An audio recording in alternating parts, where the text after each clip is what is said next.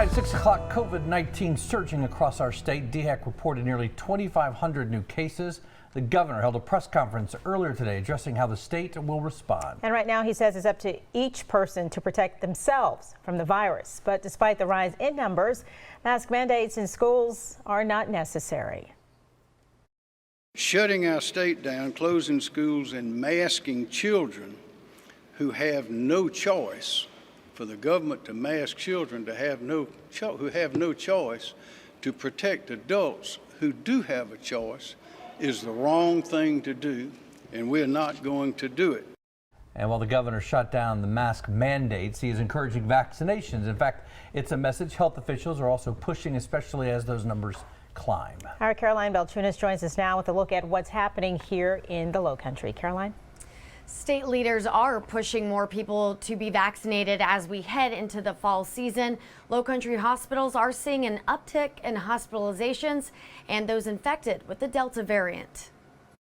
New data shows the daily number of COVID cases in South Carolina is now more than double what it was this time last year. If you're ready to get that vaccination, go ahead and get it. Now's the time. Officials at Roper St. Francis Healthcare say they're seeing rapid growth in COVID hospitalizations, a 27% increase since last week and a 273% jump from just 2 weeks ago. They say 77% of those hospitalized are unvaccinated. Officials over at MUSC say 80% of those currently hospitalized with COVID are unvaccinated. Lowcountry Dr. Kenneth Perry says the vaccine is proving effective even in the breakthrough cases. Even though you still have patients who are getting infected from COVID after getting vaccinated, they're still having a much better outcome. It's unclear exactly how many people are infected with the Delta variant in South Carolina. Patients are coming in asking for this, right? Do I have the Delta variant? Do we know which one it is? Right now, DHEC only sequences inpatient cases. But MUSC officials say they are tracking the variant in both its inpatient and outpatient cases. They say last week, 97% of patients who tested positive had the Delta variant. Dr. Perry says it's another reason to get vaccinated.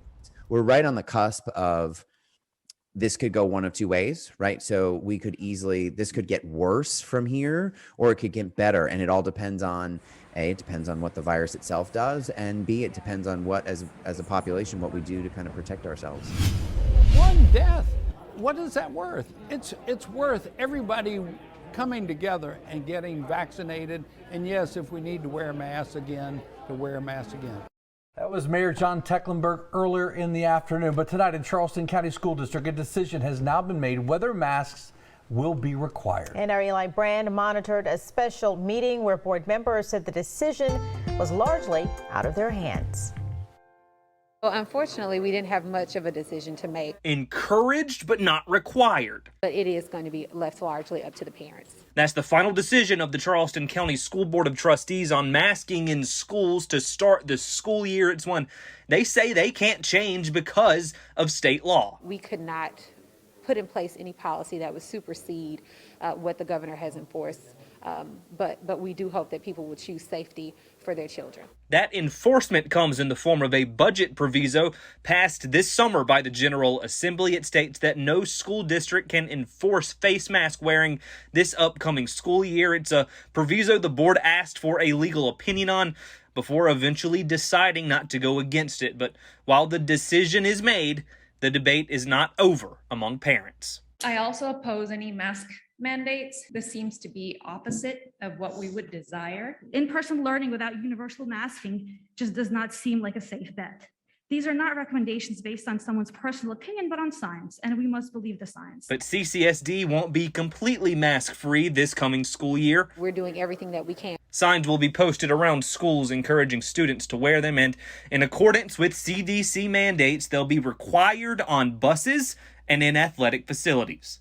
I realize that people are tired of the mask, but we're not going to get on the other side of this until we all protect ourselves and protect our children most of all. The district will also keep social distancing measures in place. Seating will be at least 3 feet apart. HVAC filters will receive upgrades, and high-touch surfaces like bathrooms will be sanitized twice a day. Berkeley County Schools and Dorchester District 2 also will not require students to wear a mask in schools either. Oh, he's a coach, a mentor, and a friend. The North Charleston athletic community is saying goodbye to 54-year-old Al Dayton Graham, better known as Coach Al. The longtime volunteer coach died Thursday after complications with COVID-19. Our Natalie Spalla spoke with his friends today to share his story and legacy. The community lost a great one. We lost a great one.